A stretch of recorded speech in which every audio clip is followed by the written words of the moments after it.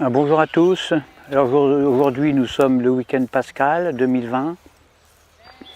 Vous voyez, c'est le printemps, là il y a les cerisiers qui sont en fleurs, les pissenlits, c'est super beau, il y a du jaune. Le jaune c'est super. Alors je me présente d'abord, je suis berger.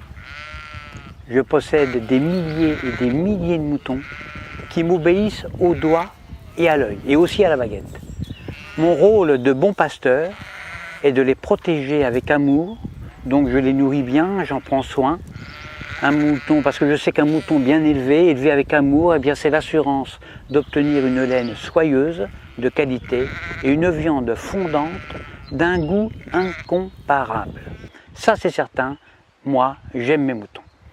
Alors pourquoi mes moutons sont heureux, mais vraiment heureux quand je les tonds? Pourquoi est-ce qu'ils ne réagissent pas? Pourquoi est-ce qu'ils ne réagissent pas quand je les vaccine, quand je les sacrifie sur l'autel de la gastronomie?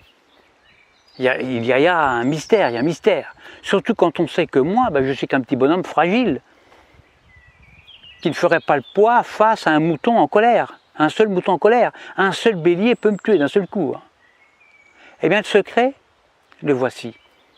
Pour qu'un troupeau de milliers de moutons soit docile, soumis, obéissant, eh bien il suffit de jouer soit sur la peur, soit sur leurs besoins de sécurité. Exemple, quand j'ai besoin de les tondre, ou de les vacciner, ou de les confiner, ou même de les mener à l'abattoir, eh bien je leur crie « Attention, voilà un loup! Il y a un gros loup !» Donc là, je joue sur la peur. « Courez vite dans la bergerie, allez vite, vite, vite, réfugiez-vous là-bas !» Besoin de sécurité.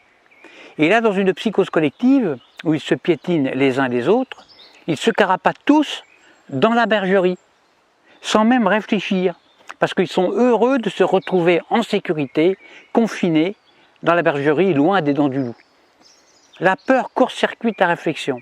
Elle fait exploser leurs neurones. Alors déjà, qu'un mouton, il n'y en a pas beaucoup. Alors pendant que leur attention est dirigée vers le loup, eh bien moi, tranquillement, je les tonds, je les vaccine, je leur tatoue le gigot, je puce les rebelles, je castre les chefs, bien sûr, en leur injectant des médicaments, etc., etc.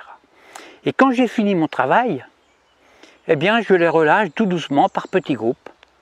Alors c'est vrai qu'ils se sont fait tondre, ça ils s'en rendent compte, ils le voient, mais ils sont heureux d'avoir échappé au gros loup. Ils sont tondus, mais encore vivants, donc contents, heureux. Je les fais alors bêler tous en chœur à la tombée de la nuit et je leur demande de m'applaudir à 20 h au moment du journal télévisé qui leur raconte qu'ils ont échappé vraiment à un grand danger. Alors bien sûr, sur le nombre, il y a toujours quelques rebelles, des moutons noirs, qui sont des moutons plus intelligents que les autres, qui comprennent, ils ont pigé mon stratagème.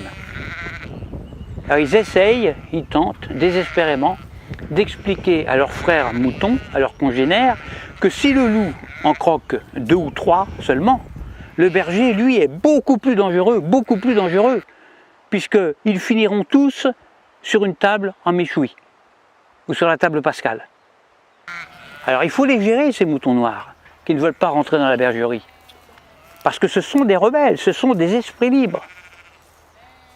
Alors à ceux-là, soit je leur montre mon bâton, soit je les fais mordre par mon chien. Or le mieux c'est d'égorger un seul mouton noir devant les autres. Alors ça c'est super efficace ça. Pour un seul de sacrifier, j'en terrorise des milliers qui deviennent mais alors doux comme des agneaux. J'en tue un et j'en soumets des milliers. C'est comme ça qu'on étouffe la moindre velléité de révolte. Alors il y a de nombreux hommes politiques qui viennent me demander de les coacher. Alors que moi je ne suis qu'un simple berger, je suis qu'un pauvre berger. Mais s'ils me le demandent, c'est justement parce qu'on peut utiliser ces méthodes, les méthodes de berger, chez les humains. En effet, la différence entre le comportement des moutons et celui des humains, eh bien c'est que justement il n'y a aucune différence. C'est ça le secret. Le secret est là, il n'est pas ailleurs. Donc, quand on veut faire passer une loi impopulaire, qui ne fait pas plaisir, eh bien on le fait pendant que la population a peur. Par exemple, on parle de crise climatique, de crise de la dette, de crise financière, de tempête, de canicule, de terrorisme, de crise sanitaire, etc., etc. À cause du coronavirus, là on joue avec la peur, eh bien on a réussi à confiner non pas des milliers de moutons, mais des milliards d'humains sur toute la planète, sur toute la Terre. Des humains, confinés comme des animaux. Des humains déshumanisés. Et le pire, le plus révoltant, le plus dramatique, c'est que les chefs rebelles ferment leur gueule. Les grands chefs, ils acceptent aussi leur confinement. Alors la seule solution pour s'évader de ce piège machiavélique sera un réveil collectif. Alors moi personnellement, je ne perds plus mon temps à essayer d'éclairer les blaireaux. Ça ne sert à rien, ça ne sert strictement à rien. Parce que quand j'explique la stratégie dont sont victimes les moutons, soit le mouton est déjà éveillé, alors dans ce cas-là, toutes mes explications sont vraiment inutiles, ou alors je tombe sur un mouton con. Et si c'est un mouton con, il ne comprendra rien à ce que je lui raconte. Parce que justement, c'est un mouton con. Alors il faut faire attention parce que le mouton con, lui, il n'est pas fautif. Il est con, c'est tout, c'est pas sa faute. Alors à bientôt pour une prochaine vidéo. Pensez à vous abonner, à diffuser la vidéo parce que je me présente aux prochaines élections présidentielles et puis j'ai besoin de beaucoup d'électeurs. Et je dis, vive moi, votre futur président dictateur. Faites le bon choix, votez pour moi. À bientôt.